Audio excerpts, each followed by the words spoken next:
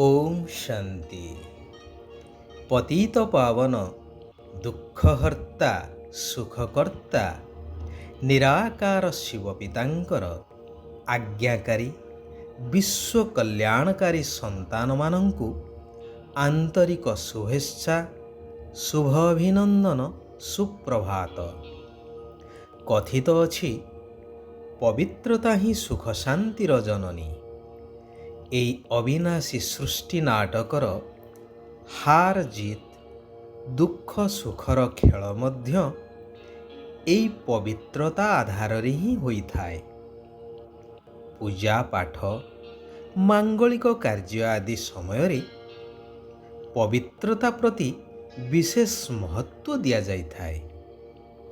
ଏହାର ବିଶେଷ ନିଦର୍ଶନ ଦେଖିବାକୁ ମିଳେ ଯେତେବେଳେ ଦେବୀ ଦେବତାଙ୍କର ଆହ୍ୱାନ କରାଯାଇଥାଏ, ଯଥା ଲକ୍ଷ୍ମୀ ବ୍ରତରେ ଘରଦ୍ୱାର ପରିଷ୍କାର ପରିଚ୍ଛନ୍ନ କରି ପବିତ୍ରତାର ପ୍ରତୀକ ପଦ୍ମଫୁଲର ଝୋଟି ଆଦି ଲେଖି ଯତ୍ନ ସହକାରେ ଏହି ପର୍ବକୁ ପାଳନ କରାଯାଇଥାଏ। କାରଣ ଦେବୀଙ୍କର ପାଦ ଯେପରି ଅପବିତ୍ର ସ୍ଥାନରେ ନ ପଡ଼ୁ ସେଥିପାଇଁ ପଦ୍ମ ଉପରେ ପାଦର ଚିହ୍ନ କରାଯାଇଥାଏ। ଦେବୀ ଦେବତାଙ୍କର ଦର୍ଶନ ପାଇଁ ଗଲାବେଳେ ସମ୍ପୂର୍ଣ୍ଣ ପବିତ୍ରତାକୁ ଗୁରୁତ୍ୱ ଦିଆଯାଇଥାଏ। ଏପରିକି ମନ୍ଦିର ବେଢ଼ାକୁ ପ୍ରବେଶ ପୂର୍ବରୁ ପାଦ ଧୋଇବାର ପ୍ରଥା ମଧ୍ୟ ପାଳିତ ହୁଏ। ଦେବୀ ଦେବତାଙ୍କ ପାଖରେ ସମସ୍ତେ ମୁଣ୍ଡ ନୁଆଇଥାନ୍ତି ଯେହେତୁ ସେମାନେ ସମ୍ପୂର୍ଣ୍ଣ ପବିତ୍ର। ସଂସାର ତ୍ୟାଗୀ ଭିକ୍ଷୁ ସାଧୁ ସନ୍ନ୍ୟାସୀମାନଙ୍କୁ ରାଜା ମହାରାଜାମାନେ ମଧ୍ୟ ନମନ କରିଥାନ୍ତି, ଆଶୀର୍ବାଦ ଭିକ୍ଷା କରିଥାନ୍ତି କେବଳ ସାଧୁମାନଙ୍କର ପବିତ୍ରତାର ଶକ୍ତି ଯୋଗୁଁ। କିମ୍ବଦନ୍ତୀ କହେ ହାଡ଼ିପା ଯିଏକି ଝାଡ଼ୁଦାର ତାଙ୍କ ପୁଅ କହିଲା, ବାବା ମୋତେ ଗୋଟେ ଫଳ ଦରକାର। ହାଡ଼ିପା ଗଛକୁ କହିଲେ, ଗଛ ନଇଁଗଲା ଏବଂ ସେ ତାଙ୍କ ପୁଅକୁ ଫଳ ତୋଳି ଦେଲେ। ତେବେ ଏହା ସେହି ସମୟର କଥା ଯେତେବେଳେ କି ପାଞ୍ଚ ତତ୍ତ୍ୱ ସହିତ ସବୁକିଛି ପବିତ୍ର ସତୋପ୍ରଧାନ ଥିଲା ଏବଂ ସଂସାରର ସର୍ବଶ୍ରେଷ୍ଠ ପ୍ରାଣୀ ମନୁଷ୍ୟମାନଙ୍କ ଆଦେଶରେ ହିଁ କାମ କରୁଥିଲା। ତେବେ ଏଠାରେ ବୁଝିବା ଦରକାର ଏଭଳି ପବିତ୍ର ତତ୍ତ୍ୱ ବା ପ୍ରକୃତିକୁ ବଶ କରି ରଖିଥିବା ମନୁଷ୍ୟ ନିଶ୍ଚୟ ସମ୍ପୂର୍ଣ୍ଣ ପବିତ୍ରତା ଶକ୍ତିର ଅଧିକାରୀ ହେଇଥିବେ। ପୁରାଣରୁ ମଧ୍ୟ ଆମେ ଜାଣିଛେ କିପରି ସାଧୁ ସନ୍ନ୍ୟାସୀମାନଙ୍କ ପାଖରେ ହିଂସ୍ର ଜୀବଜନ୍ତୁ ମଧ୍ୟ ବଶ ହୋଇ ତାଙ୍କର ଆଦେଶ ମାନି ଚାଲୁଥିଲେ। ତାହା କେବଳ ସମ୍ଭବ ହେଉଥିଲା ପବିତ୍ରତାର ଶକ୍ତି ଆଧାରରେ। ବୈଜ୍ଞାନିକ ଦୃଷ୍ଟିକୋଣରୁ ଯଦି ଦେଖାଯାଏ ତେବେ ସମସ୍ତେ ମଧ୍ୟ ପବିତ୍ରତାର ଶକ୍ତିକୁ ସର୍ବଶ୍ରେଷ୍ଠ ବୋଲି ସ୍ୱୀକାର କରିବେ। ବିଦ୍ୟାର୍ଥୀ ଜୀବନର ପ୍ରଥମ ଏବଂ ମଜବୁତ ସ୍ତମ୍ଭ କୁହାଯାଏ ବ୍ରହ୍ମଚର୍ଯ୍ୟ ବ୍ରତକୁ। ବ୍ରହ୍ମାମୁଖ ବଂଶାବଳୀ ବ୍ରାହ୍ମଣଙ୍କର ମୂଳଦୁଆ ହିଁ ପବିତ୍ରତା ଅଟେ। ସେଥିପାଇଁ କୁହାଯାଏ କି ବ୍ରାହ୍ମଣ ଦେବତାଙ୍କ ଠାରୁ ମଧ୍ୟ ଉଚ୍ଚ। ଏହିପରି ଅନେକ ଦୃଷ୍ଟାନ୍ତ ଆମେ ପୋଥି ପୁରାଣ ଠାରୁ ଆରମ୍ଭ କରି ବର୍ତ୍ତମାନର ଏହି ବସ୍ତୁବାଦୀ ଦୁନିଆ ଠାରୁ ମଧ୍ୟ ପାଇପାରିବା।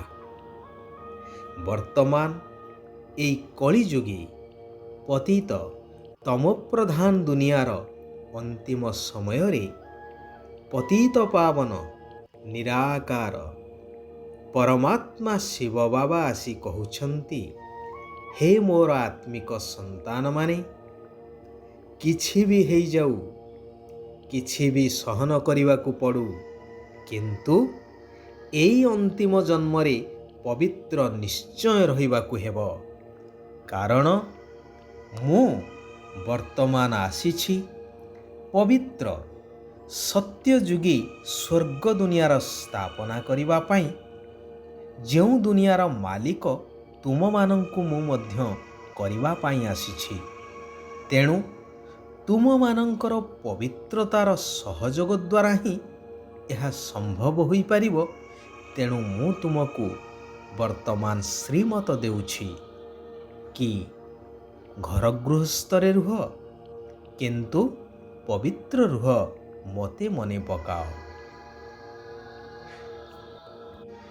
ଏବେ ଅନ୍ତିମ ସମୟର ଦୃଶ୍ୟ ହେବ ସମସ୍ତେ ଶାନ୍ତିଧାମ ବ୍ରହ୍ମଲୋକ ଘରକୁ ଫେରିବାର।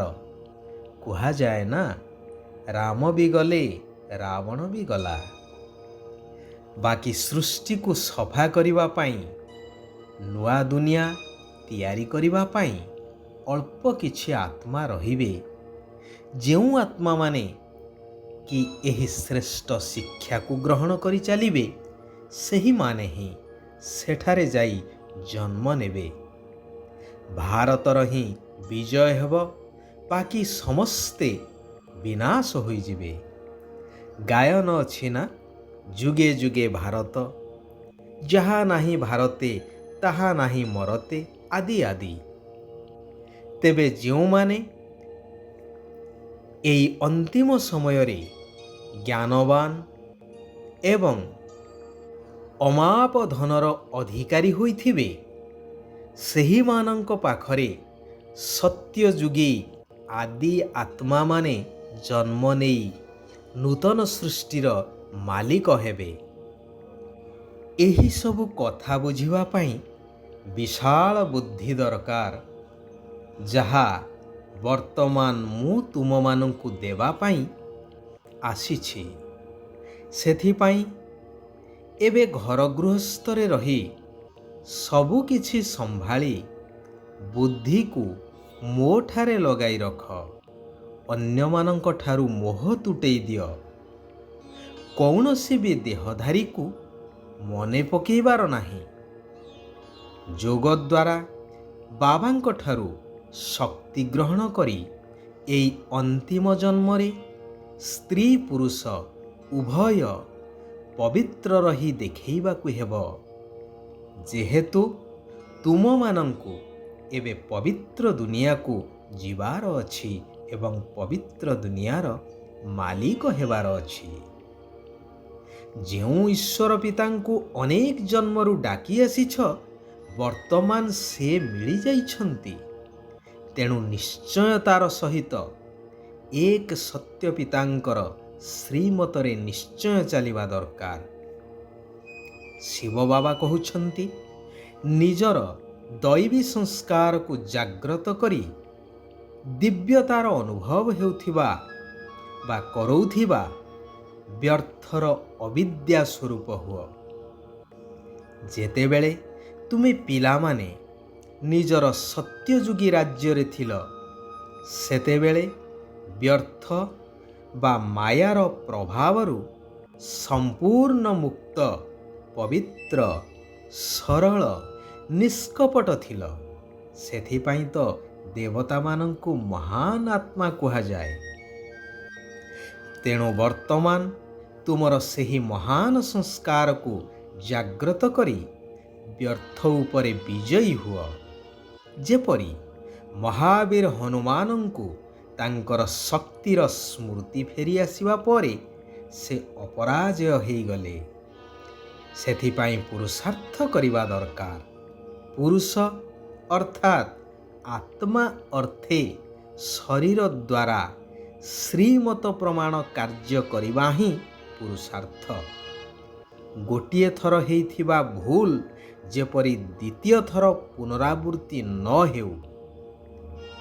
ଆତ୍ମିକ ଗୋଲାପ ଫୁଲ ହୋଇ ବିକାରୀ ଦୁନିଆ ରୂପକ କଣ୍ଟା ମଧ୍ୟରେ ରହି ମଧ୍ୟ ନ୍ୟାରା ବା ଅଲଗା ଏବଂ ପ୍ୟାରା ଅର୍ଥାତ୍ ସମସ୍ତଙ୍କର ସ୍ନେହୀ ହେବା ଦରକାର। ତେବେ କୁହାଯିବ ମହାନ ଦେବାତ୍ମା ହେବାର ଯୋଗ୍ୟ। ଆଚ୍ଛା, ଆଜି ପାଇଁ ଏଇଠାରେ ଆମେମାନେ ବିରାମ ନେବା। ସାରା ବିଶ୍ୱର ଆତ୍ମାମାନଙ୍କର କଲ୍ୟାଣ ହେଉ। ସମସ୍ତେ ସୁଖ ଆଉ ଶାନ୍ତିର ଅନୁଭବ କରନ୍ତୁ।